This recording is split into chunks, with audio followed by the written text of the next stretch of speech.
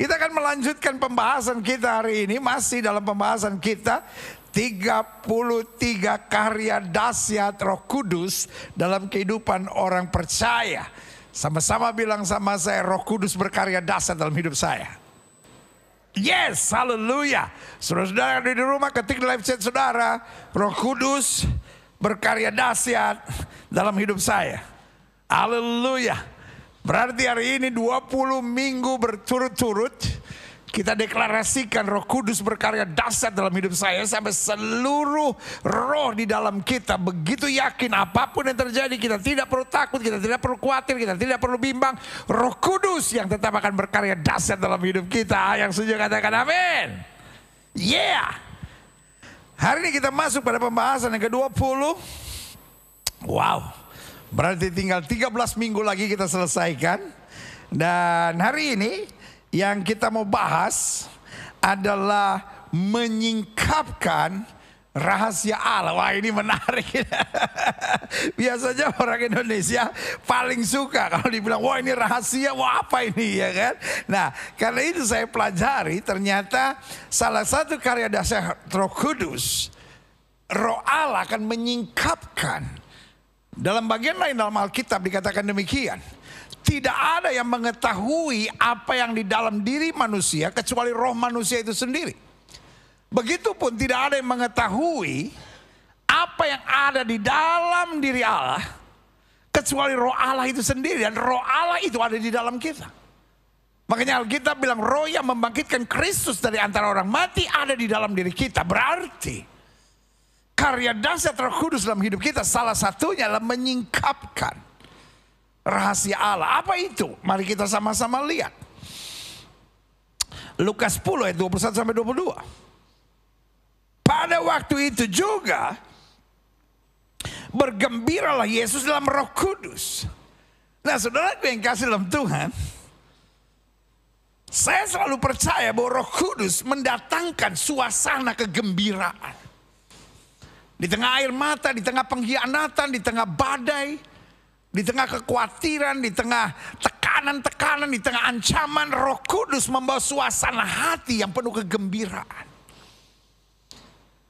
Kalau saudara tanya sama saya, why?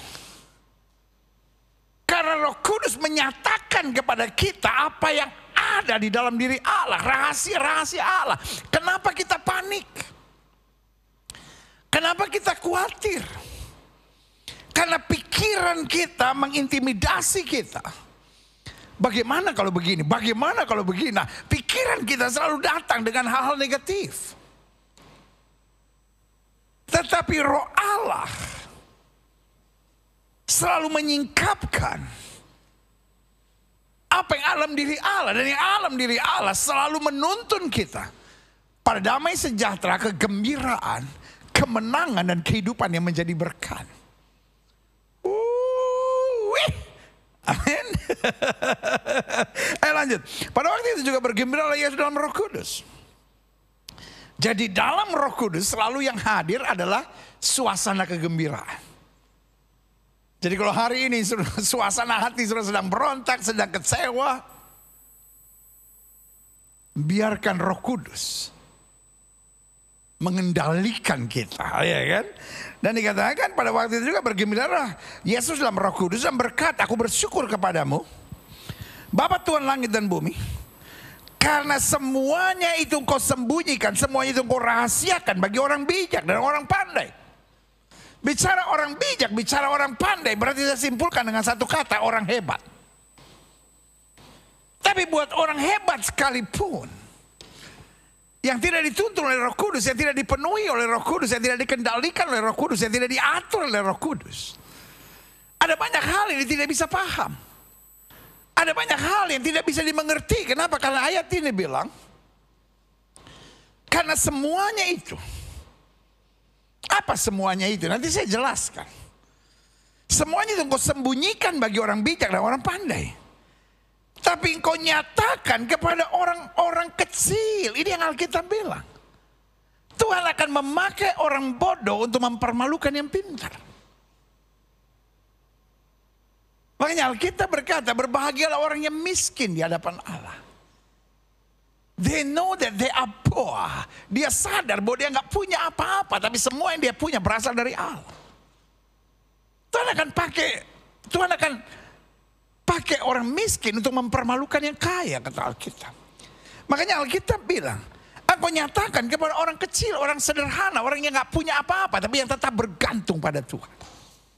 Ya Bapa, itulah yang berkenan kepadamu.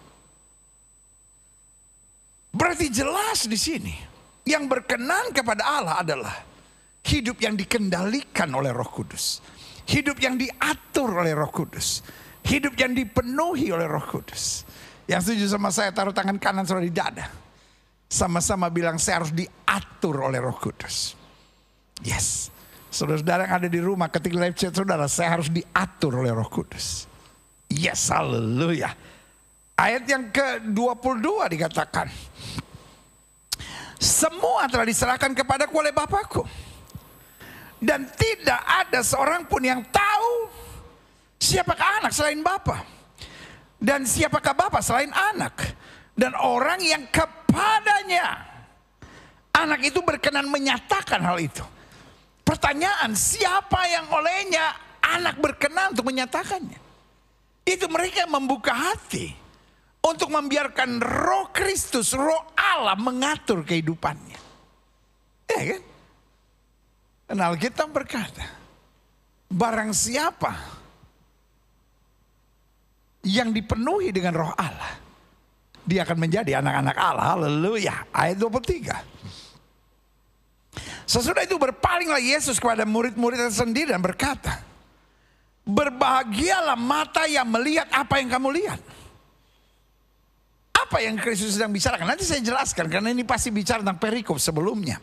Karena aku berkata kepadamu, banyak nabi dan raja ingin melihat apa yang kamu lihat, ingin mengetahui apa yang kamu ketahui, tapi tidak melihatnya, tidak mengetahuinya, dan ingin mendengar apa yang kamu dengar, tapi tidak mendengarnya.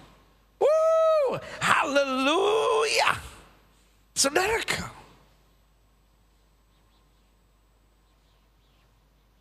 pentingnya kita dipenuhi dengan Roh Kudus. Pentingnya kita dikendalikan, pentingnya kita diatur oleh Roh Kudus.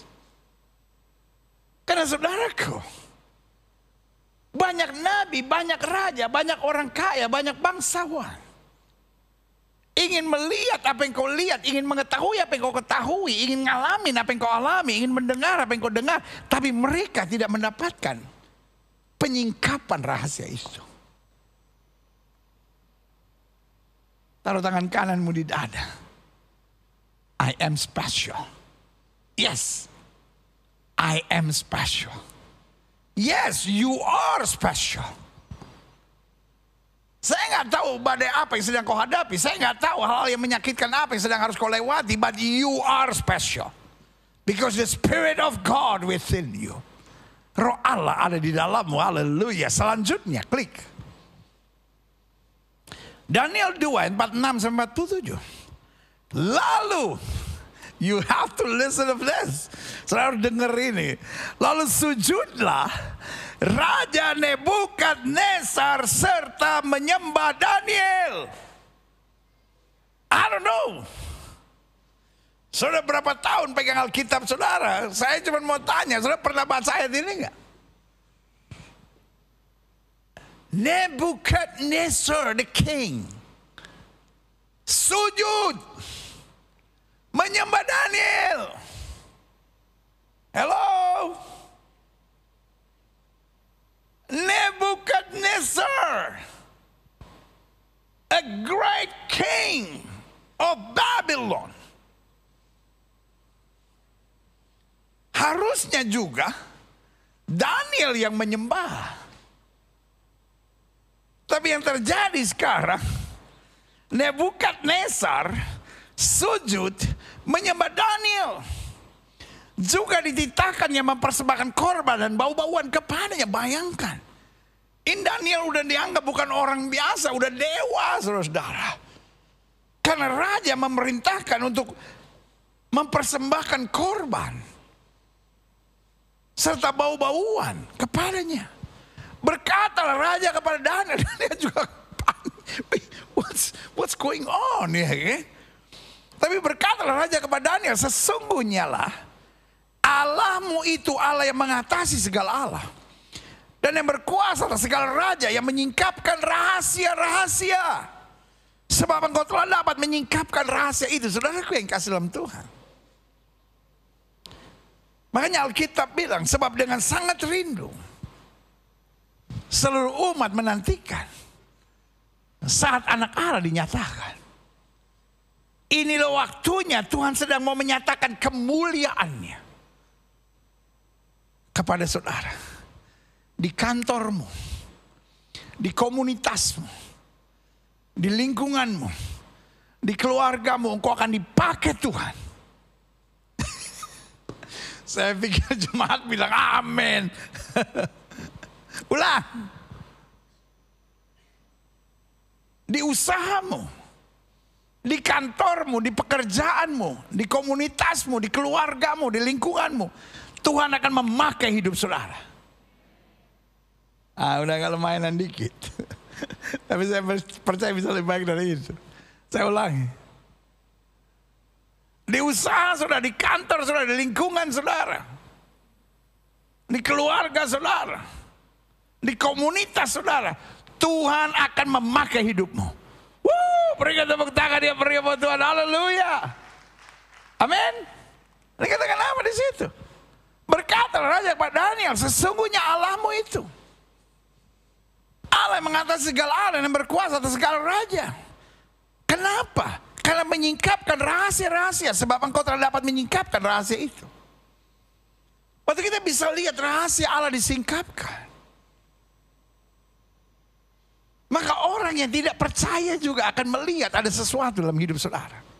Kita lihat selanjutnya. Saya harap saudara bisa terima pewahyuan roh Tuhan saat ini. Amsal 25 ayat 2. Kemuliaan Allah ialah merahasiakan sesuatu. Tapi kemuliaan raja-raja yang menyelidiki sesuatu. Lihat, saudaraku, indeed, God in His glory, Allah di dalam kemuliaannya merahasiakan sesuatu. Tetapi bagi yang percaya, bagi yang dibimbing, bagi yang dituntun, bagi yang dikendalikan, bagi yang diatur oleh Roh Kudus, Allah menyingkapkannya. Oh haleluya, klik. Saya pelajari begini. Dalam kemuliaannya, Allah memiliki rahasia-rahasia kemuliaan yang tidak dapat dipahami dan tidak dapat dimengerti manusia. Kenapa?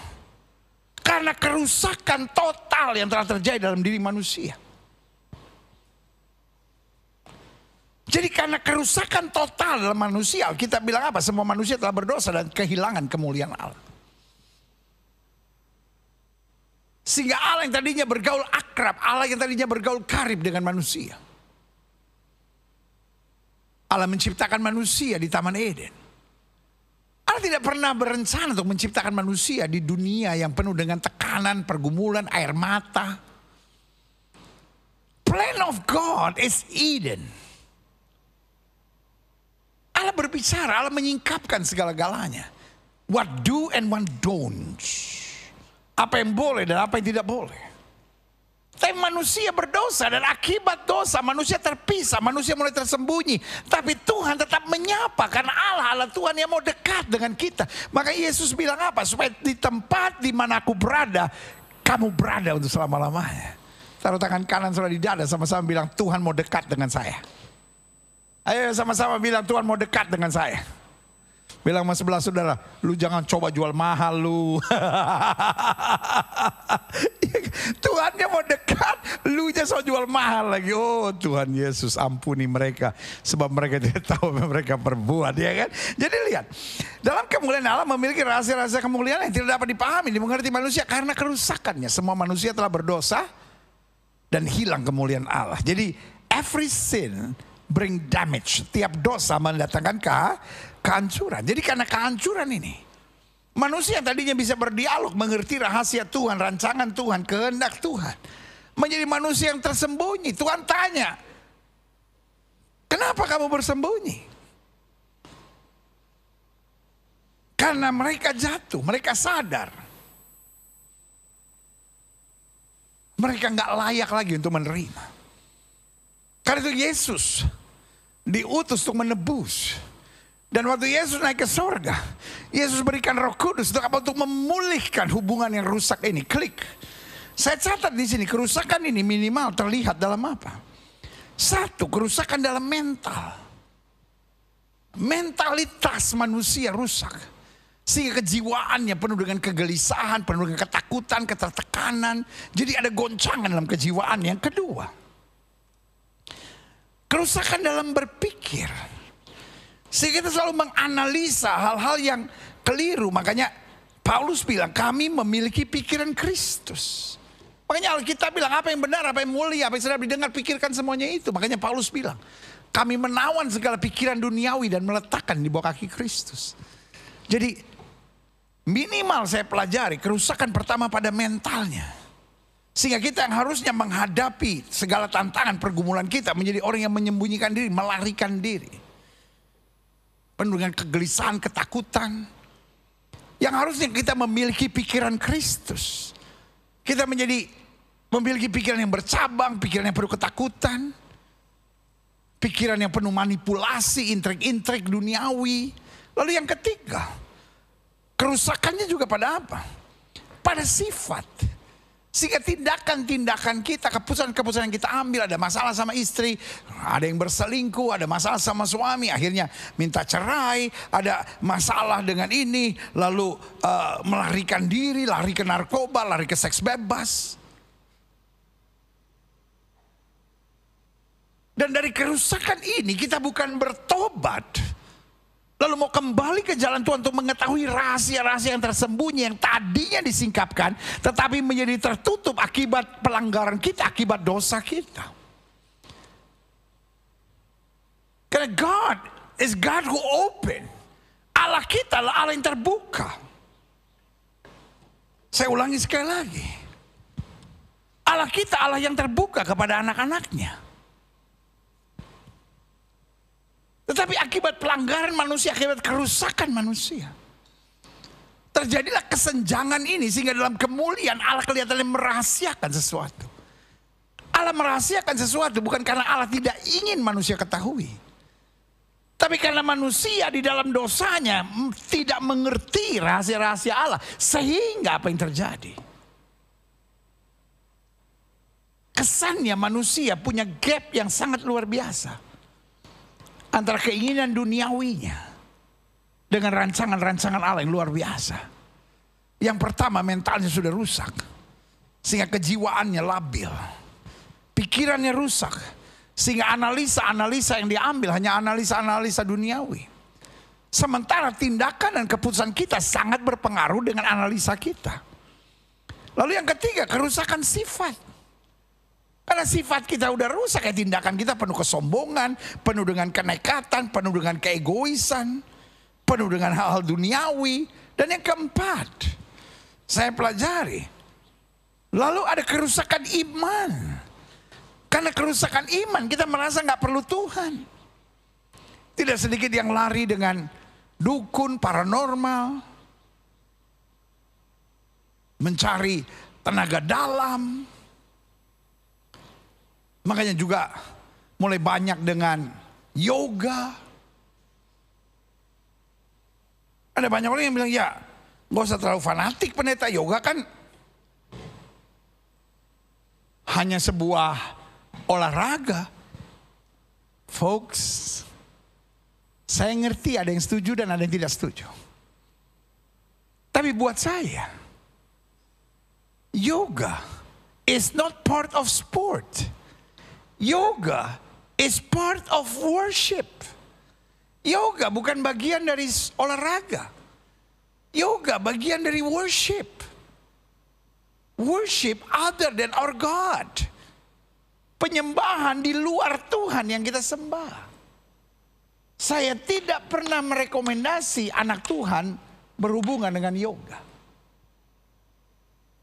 Karena sampai tingkatan tertentu, yoga mulai berhubungan dengan roh-roh lain, dengan kuasa-kuasa lain. Jadi saudaraku yang kasih dalam Tuhan, yang saya hanya mau ingatkan, kerusakan iman, kerusakan hubungan kita dengan Tuhan,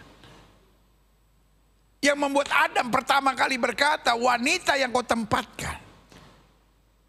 Dengan lain kata, dia mulai menyalahkan Tuhan, dia mulai menyalahkan perempuan itu. Dan kemudian dari dosa itu berkembang dosa-dosa kemudian. Sehingga Kain membunuh adiknya Habel.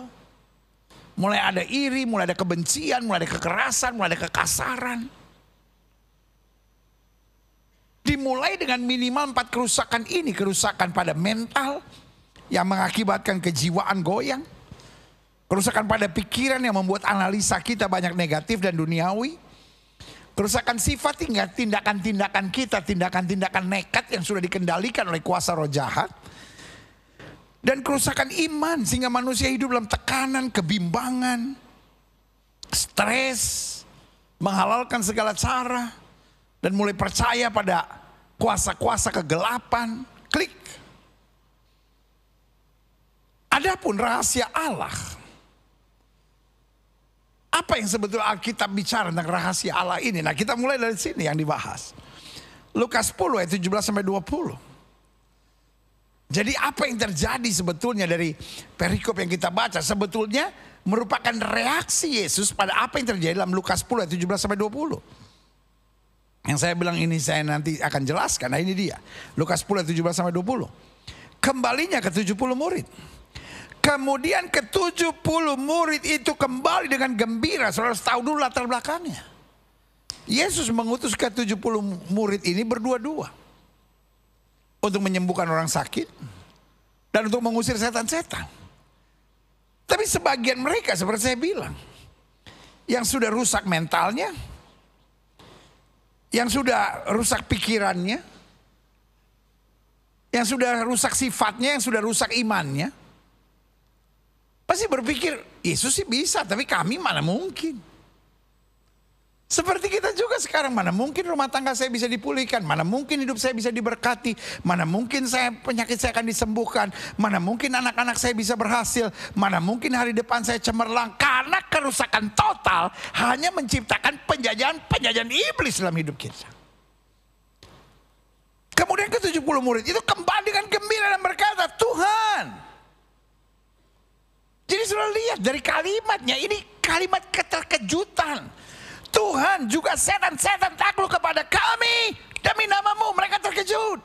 Tadinya kita pikir mana mungkin. Tadinya kita pikir mana bisa. Ini yang terjadi hari-hari ini. Banyak orang pikir rumah tangga saya nggak mungkin pulih. Pekerjaan saya nggak mungkin berhasil. Utang saya nggak mungkin bisa saya bayar. Hidup saya nggak mungkin bisa berubah. Saya nggak mungkin berhenti LGBT. Saya nggak mungkin berhenti perselingkuhan. Saya nggak mungkin bebas dari judi dan minum mabuk. Tapi izinkan saya mengingatkan buat saudara. Tuhan kita sanggup. Amin. Coba lihat. Ketika mereka praktekkan, ketika mereka diatur, dikendalikan oleh roh Tuhan, bukan lagi kebodohan mereka. Mereka kagum Tuhan, juga setan-setan takluk kepada kami demi namamu. Lalu kata Yesus kepada mereka, aku melihat iblis jatuh seperti kilat dari langit. Iblis jatuh. Bukan karena Yesus. Tapi karena orang-orang percaya yang bertindak dalam iman lewat tuntunan Roh Kudus. Sama-sama bilang, saya bisa membuat iblis jatuh. Yes, sama-sama bilang saya bisa membuat iblis jatuh. Jangan sampai iblis yang membuat kau jatuh. Ngerti gak maksud saya? Kalau sudah dipimpin oleh Roh Tuhan, sudah berjalan dalam iman, sudah yakin akan janji-janji Tuhan, engkau membuat iblis jatuh. Tapi kalau engkau bimbang, engkau ragu-ragu, engkau kompromi dengan dosa, iblis yang membuat engkau jatuh. Saya berdoa jemaat Gereja Bethel Indonesia Global Fellowship Center yang saya sayang dalam kasih Kristus. Saya tidak membiarkan iblis membuat engkau jatuh. Tapi kita imani bahwa kita yang membuat iblis jatuh. Oh haleluya, selanjutnya. Klik. Sesungguhnya aku telah memberi kuasa kepada kamu. Ini rahasianya. I gave you, I've given to you. Sesungguhnya aku telah memberikan kuasa kepada kamu untuk menginjak ular dan kalajengking dan kuasa untuk menahan kekuatan musuh, sehingga tidak ada yang akan membahayakan kamu. But the key, namun demikian jangan bersuka cita karena kedahsyatan itu, karena spektakulernya itu. Tapi justru bukan karena roh itu takluk kepadamu, tapi bersuka citalah karena namamu ada terdaftar di sorga. Berarti the biggest blessing in our life, berkat terbesar dalam hidup kita bukanlah kesembuhan. Saya tidak bilang bahwa kesembuhan tidak kita perlukan, karena kita beri nama gereja ini gereja mujizat. Saya harap saudara masih ingat, gereja ini adalah gereja mujizat, gereja ini adalah gereja penginjilan, gereja ini adalah gereja sukacita, gereja ini adalah gereja keluarga. Jadi gereja kita percaya ada mujizat kesembuhan, ada mujizat pemulihan rumah tangga, ada mujizat yang belum beli rumah bisa beli rumah, yang belum punya mobil bisa punya mobil, yang dikelilingi oleh hutang bisa menyelesaikan hutang-hutangnya. Yang terikat dengan narkoba bisa dibebaskan, karena kita percaya gereja ini adalah gereja mujizat, karena gereja ini percaya akan kuasa Yesus. Tetapi the biggest blessing is not just only healing. Meskipun buat saya kesembuhan adalah mujizat yang luar biasa, pemulihan rumah tangga adalah mujizat yang luar biasa. Bisa Tuhan percayakan dari orang biasa akhirnya bisa beli rumah, bisa beli mobil, itu adalah mujizat. I know. Tapi jangan bersuka cita hanya karena kau dapat mujizat, tapi bersuka citalah karena namamu ada terdaftar di sorga, dan karena kau warga sorga, engkau berhak menerima paket keselamatan sorga. Yang di dalamnya ada kesembuhan, yang di dalamnya ada pemulihan rumah tangga, yang di dalamnya ada kemenangan atas setiap masalah dan pergumulan. Sehingga kita dapat berkata, aku cakap menanggung segala perkara di dalam Kristus yang memberi kekuatan kepadaku. Haleluya. Klik. Saya catat di sini. Adapun rahasia Allah dasarnya, saya jumpai minimal ada 4 hal dahsyat yang saya berdoa supaya setiap saudara pulang dalam ibadah yang luar biasa hari ini, ibadah minggu yang penuh berkat, penuh mujizat ini, baik saudara yang ada di rumah maupun saudara yang ada di gereja. Saya berdoa engkau pulang dengan 4 rahasia Allah ini. 1, kita berpotensi dipulihkan dengan kuasa Allah. Saya nggak mau tahu rusaknya saudara. Saya nggak mau tahu bagaimana iblis selama ini sudah menjajah hidupmu. Saya nggak mau tahu berapa banyaknya ikatan belenggu yang setan sudah taruh, baik dalam pikiran, dalam perkataan, dalam pikiran, dalam tindakan, dalam keseharian saudara, dalam karakter saudara, sifat saudara, kebiasaan-kebiasaan hidup kita. I don't care. Tapi yang saya mau ingatkan, rahasia Allah adalah kita berpotensi dipulihkan dengan kuasa Allah. Yesus bilang apa? Aku telah memberi kuasa kepadamu.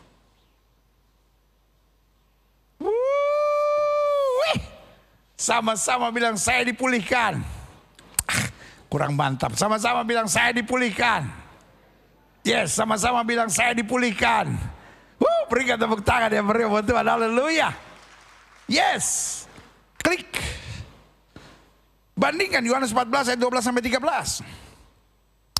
Aku berkata kepadamu. Ini kuasa yang Yesus janjikan, ini rahasia yang banyak orang pikir, masa mungkin sih kayaknya nggak bisa. Loh, Alkitab bilang sesungguhnya barang siapa percaya kepadaku, dia akan melakukan juga pekerjaan-pekerjaan yang aku lakukan, bahkan pekerjaan-pekerjaan yang lebih besar daripada itu. Sebab aku pergi kepada Bapa. Kalau aku pergi pada Bapa, artinya apa? Aku memberikan Roh Kudus kepadamu. Do you believe that the Bible cover to cover is the Word of God? Hello? Apakah engkau percaya bahwa Alkitab dari Kejadian sampai Wahyu cover to cover is the Word of God, adalah firman Allah? Kalau kita percaya bahwa Alkitab adalah firman Allah, maka kita juga percaya Alkitab berkata, apa yang aku kerjakan dapat kamu kerjakan bahkan lebih besar, sebab aku pergi pada Bapa. Artinya aku memberikan Roh Kudus sekarang kepada kamu. Rohku tinggal di dalam kamu, Roh Allah ada di dalam kamu, dan Roh Allah itu akan mengarahkan kamu pada hal-hal yang dahsyat dan luar biasa. Omong kosong. Kalau ada pendeta yang berkata mujizat sudah berlalu, omong kosong. Kalau orang berkata kesembuhan ilahi sudah tidak terjadi lagi, omong kosong. Ada hamba-hamba Tuhan yang bilang pendeta-pendeta yang hanya mendoakan kesembuhan ilahi hanyalah pendeta-pendeta yang cari duit. Mulutmu kotor kawan, otakmu busuk. Karena saya mau ingatkan buat saudara, kenapa kita mendoakan orang sakit? Karena kita nggak tahan lihat penderitaan, sementara kita tahu Alkitab yang kita katakan cover to cover is the word of God, berkata oleh bilur-bilurnya kamu yang percaya sudah disembuhkan. Mengapa Yesus melayani kesembuhan? Karena cari duit. Mulutmu kotor, otakmu sampah. Saya nggak habis pikir kalau ada hamba Tuhan yang bisa memberi tuduhan sejahat itu. Bukankah kita tidak pernah mendoakan orang lalu kemudian meminta bayaran untuk doa? Kita mendoakan di gereja, kita buat altar call, mereka sembuh, kita meneteskan air mata karena mujizat itu terjadi. Yang terikat bebas.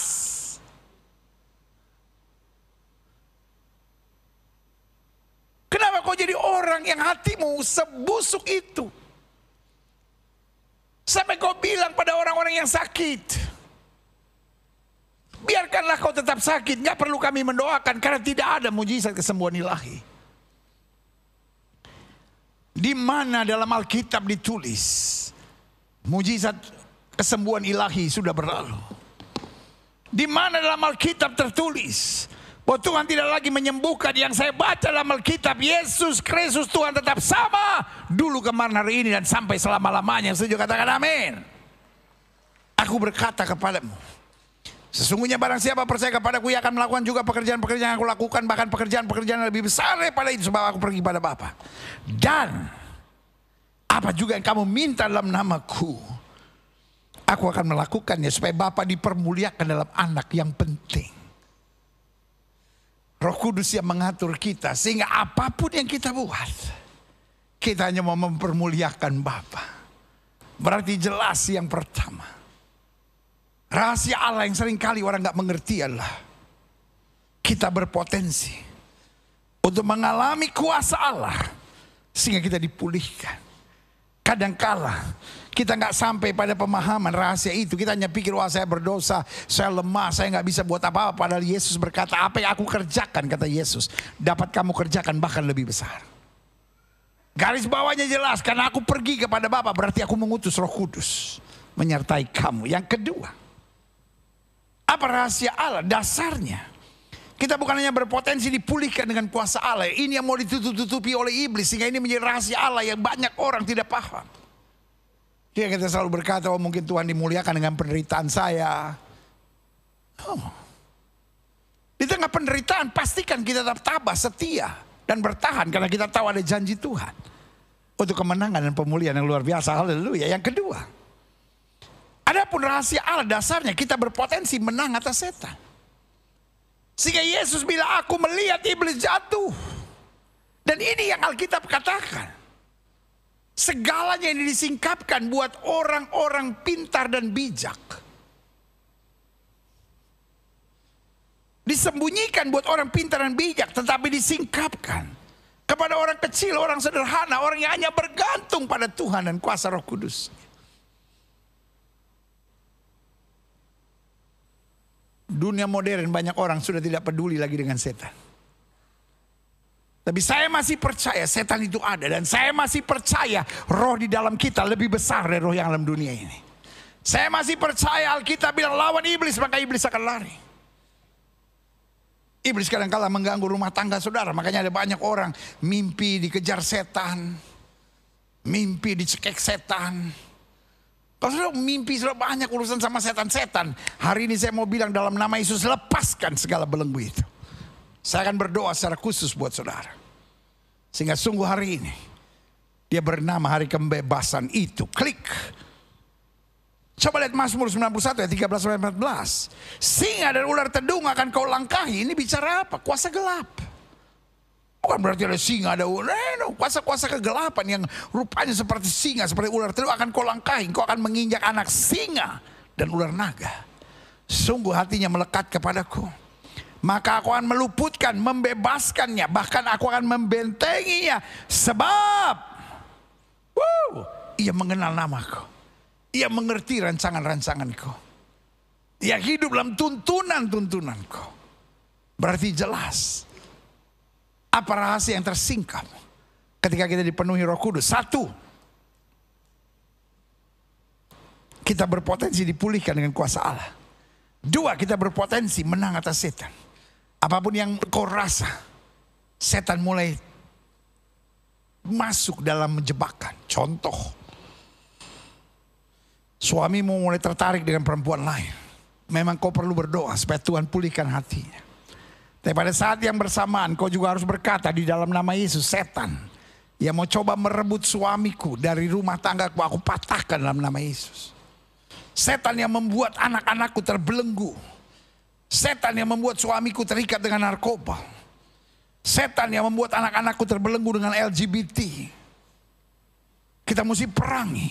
Karena Alkitab bilang lawan iblis, maka iblis akan lari. Dengan lain kata, kalau kita tidak lawan, dia tidak akan lari. Tiga, rahasia Allah dasarnya, kita tetap harus melewati peperangan-peperangan kehidupan.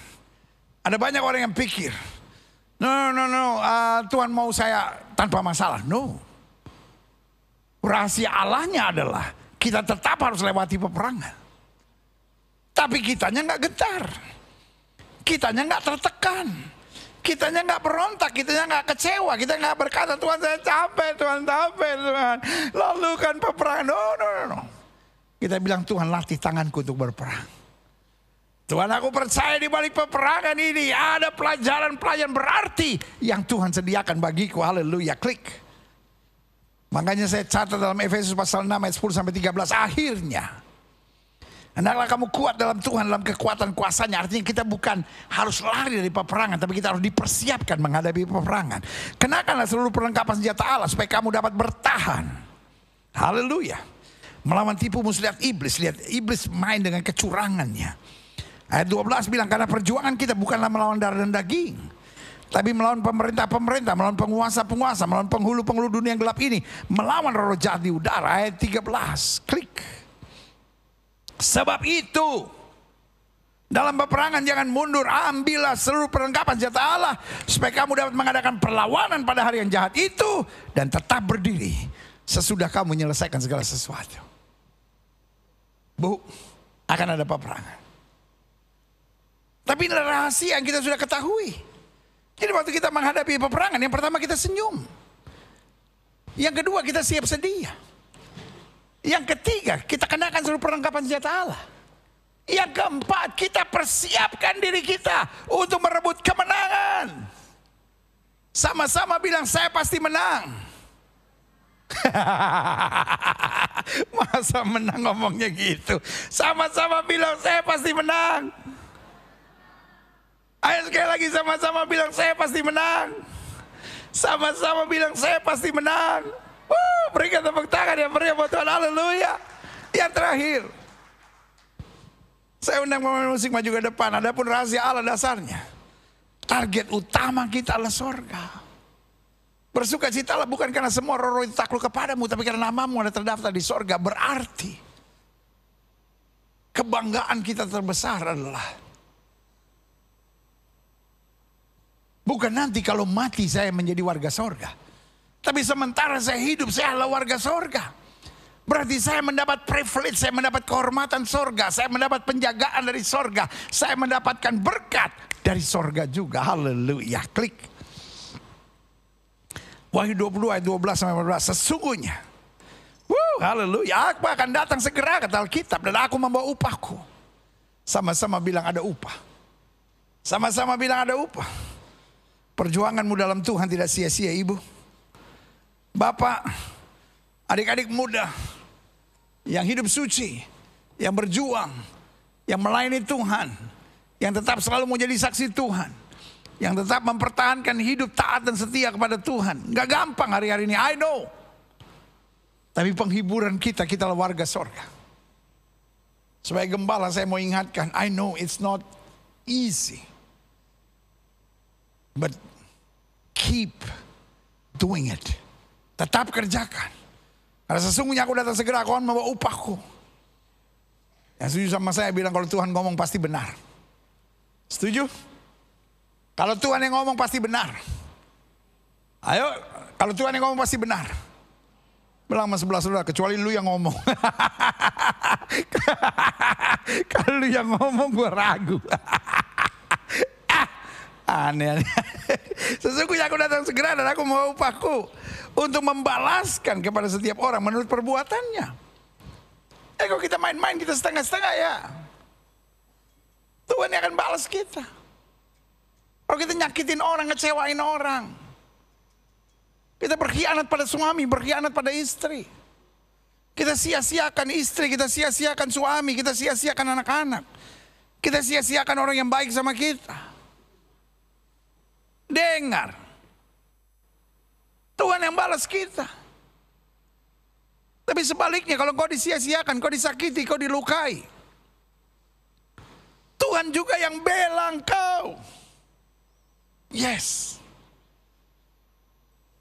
aku adalah Alfa dan Omega, yang pertama dan yang kemudian, yang awal dan akhir. Berbahagialah mereka yang membasuh jubahnya.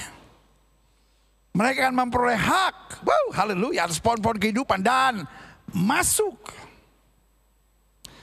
melalui pintu-pintu gerbang dalam kota itu. Memang kita pikir,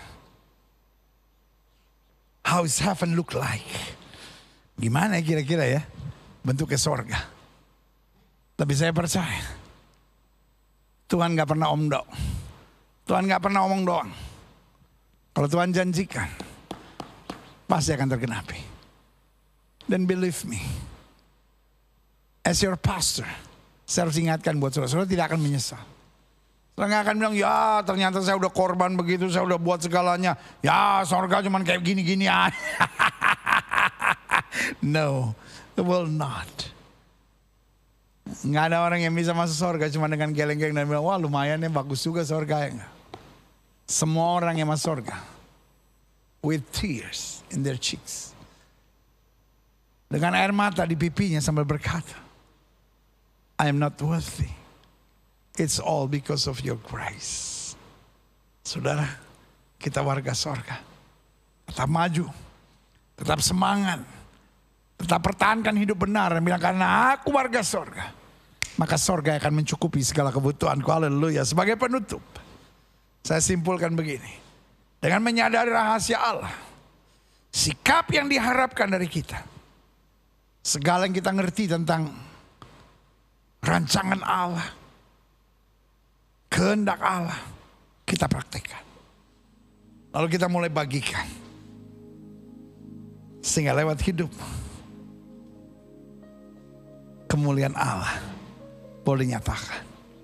Alkitab berkata supaya selubung yang menyelubungi mereka, akibat dosa, akibat pemberontakan, akibat hal duniawi, disingkapkan.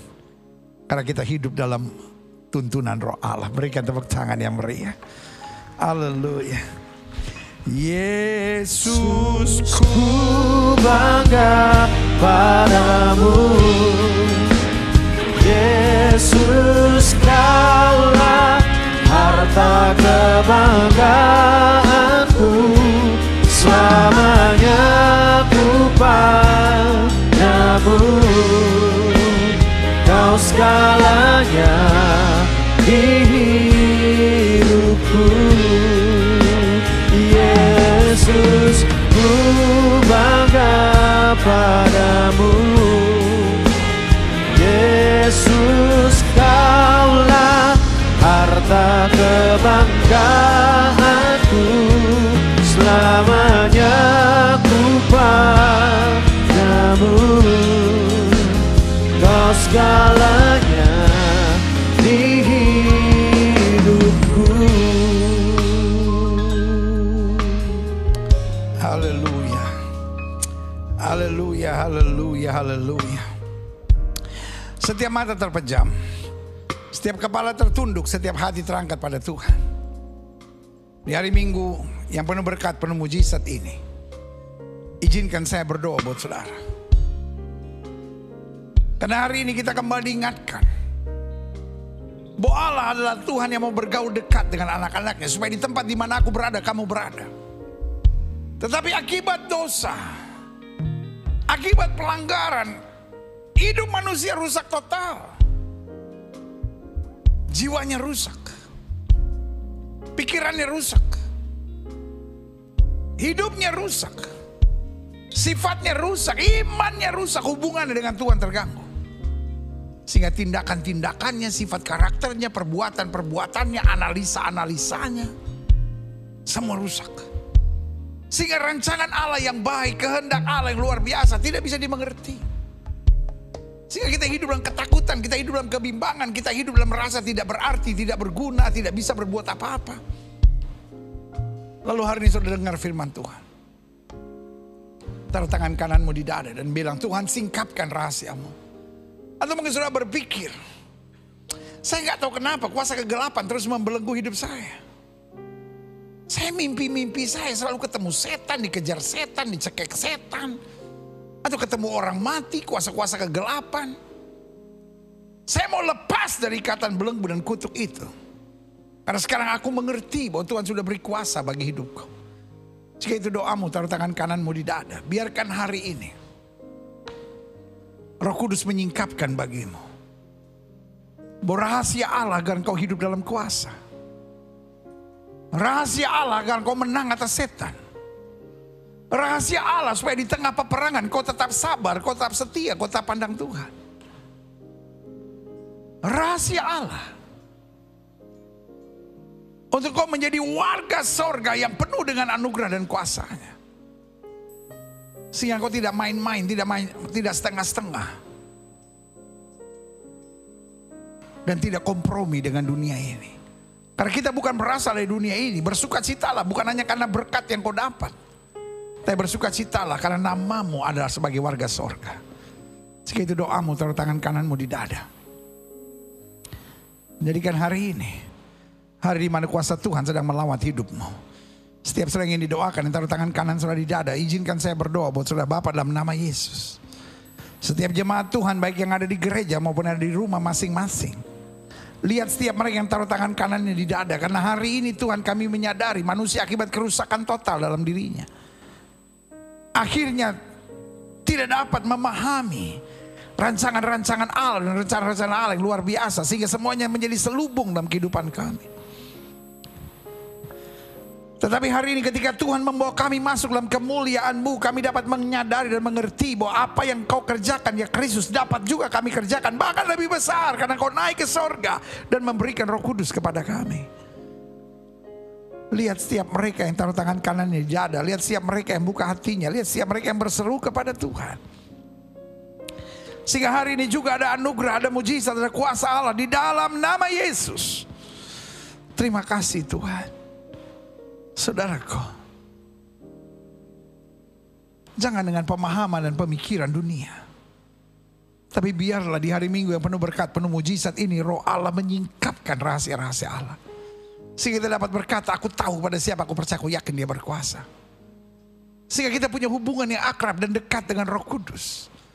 Untuk kita dengar-dengar akan suaranya. Terima kasih Bapa. Hamba juga doa buat yang sakit, Allah karena hamba percaya. Oleh bilur-bilur Kristus kita yang percaya disembuhkan. Saudara yang sakit, firman Tuhan berkata orang percaya akan tumpang tangan buat yang sakit, dan yang sakit akan disembuhkan. Jika kau sakit dan kau percaya kuasa kesembuhan Tuhan, dengan iman letakkan tangan kananmu di bagian tubuhmu yang sakit. Saudara-saudara yang ada di rumah juga dapat melakukan hal yang sama. Bapa, firman-Mu ya dan amin itu kami percaya. Firman-Mu berkata orang percaya akan tumpang tangan buat yang sakit, dan yang sakit akan disembuhkan. Dengan iman kami praktekkan firman Tuhan ini. Kami letakkan tangan kanan kami di bagian tubuh kami yang sakit. Kami tolak sakit penyakit, kami tolak kelemahan tubuh, kami tolak campur tangan kegelapan. Kami patahkan kuasanya di dalam nama Yesus. Hai setan sakit penyakit, kau tidak punya kuasa. Kami perintahkan sekarang keluarlah nama Yesus. Kuasa kesembuhan, berkat, mujizat mulai terjadi. Karena kami percaya Yesus kami tidak berubah dulu, kemarin, hari ini dan sampai selama-lamanya. Segala virus, bakteri, kuman keluarlah nama Yesus. Segala infeksi peradangan, segala kutuk, segala sakit penyakit keluarlah nama Yesus. Mengalir kuasa Tuhan. Dari ujung kepala sampai ujung kaki. Setiap saudara mulai imani kesembuhanmu. Mulai imani. Mulai imani dalam nama Yesus. Terima kesembuhan, terima kesembuhan, terima kesembuhan, terima kesembuhan. Terima. Kami imani Yesus kami tidak berubah dulu, kemarin, hari ini, dan sampai selama-lamanya. Dengan iman kami nyatakan oleh bilur-bilur Kristus kami yang percaya sudah dijamah dan disembuhkan Tuhan dengan kuasa-Mu yang luar biasa. Haleluya. Ini tepuk tangan sorak-sorai kemenangan kami. Tepuk tangan sukacita kami. Karena Yesus telah melakukan mujizat kesembuhan dan kuasa-Mu yang sempurna. Terima kasih Bapa. Mulai ucapkan syukur. Terima kasih buat kuasa-Mu. Terima kasih buat kuasa-Mu. Haleluya Bapa. Hamba mengasihi jemaat-Mu satu persatu. Apa yang Tuhan taruh di hati hamba sudah hamba sampaikan bagi umat-Mu. Hamba doa firman termeterai apa saja mereka kerjakan dibuat Tuhan berhasil. Mereka gak turun tapi naik. Mereka jadi ekor, mereka jadi kepala. Hari-hari yang penuh mujizat boleh menjadi bagian hidup mereka. Terima kasih Tuhan Yesus. Bahkan mulai hari ini Tuhan, kami boleh terus mengerti, disingkapkan rahasia-rahasia Allah yang luar biasa. Sehingga kami dan keluarga kami boleh terus menjadi berkat dimanapun. Berkat Tuhan, kebahagiaan dari sorga boleh turun di keluarga kami. Haleluya. Terima kasih Bapa. Bangsa negara kami Indonesia selamatkan ya Allah, damai sejahtera atas Indonesia. Umat mayoritas di bangsa ini Tuhan tuntun, Tuhan bimbing pada damai sejahtera dan keselamatan. Bapak Presiden, Wakil Presiden, para menteri, pejabat di pusat dan di daerah, para gubernur, para wali kota, para bupati, para polisi, para tentara, Kapolri dan Panglima TNI, para anggota DPR RI, DPRD tingkat 1, DPRD tingkat 2, para anggota DPD, para anggota MPR RI, para anggota BNPT, BNPB, BPK, KPK, MA, pengadilan, kejaksaan, para pengacara. Ya Kristus, para pemimpin di bangsa kami dan para aparat penegak hukum, Tuhan jaga. Tuhan jauhkan dari malapetaka, mara bahaya, dari segala niat orang jahat dan kuasa kegelapan, bahkan dukun, paranormal, penasehat spiritual. Tuhan halaukan dari para pemimpin serta aparat penegak hukum di bangsa kami. Bahkan roh rakus, roh serakah, roh korupsi dihancurkan dalam nama Yesus. Para mafia yang hanya mencari keuntungan di tengah air mata dan penderitaan masyarakat, Tuhan singkirkan dari pusat kekuasaan. Jaga pemimpin-pemimpin serta aparat keamanan kami dengan damai sejahtera Tuhan, dengan hikmat sorgawi dan hati yang takut akan Tuhan. Sehingga apa saja yang mereka kerjakan dibuat Tuhan berhasil. Indonesia makin hari makin baik. Indonesia makin hari makin maju. Hasil bumi, hasil tambang, hasil laut, hasil hutan, semua baik. Kesehatan masyarakat, pendidikan, ekonomi, pembangunan, politik, keamanan, semua baik dalam nama Yesus. Undang-Undang Dasar 45, NKRI, Pancasila, Bhinneka Tunggal Ika tetap terjaga di bangsa ini. Terima kasih Bapak. Gereja-gereja di mana-mana tempat Tuhan bela dan nyatakan kemuliaan-Mu. Gerejamu di tempat ini, Gereja Bethel Indonesia Glow Fellowship Center, Tuhan pakai terus untuk menegakkan kerajaan Allah dalam kebenaran dan kasih. Dan akhirnya biarlah setiap kami mengerti rahasia-rahasia Allah, hidup dalam kemuliaan-Mu, dan mentuntaskan amanat agung Kristus pergi beritakan Injil kepada setiap makhluk. Di dalam nama Yesus kami berdoa.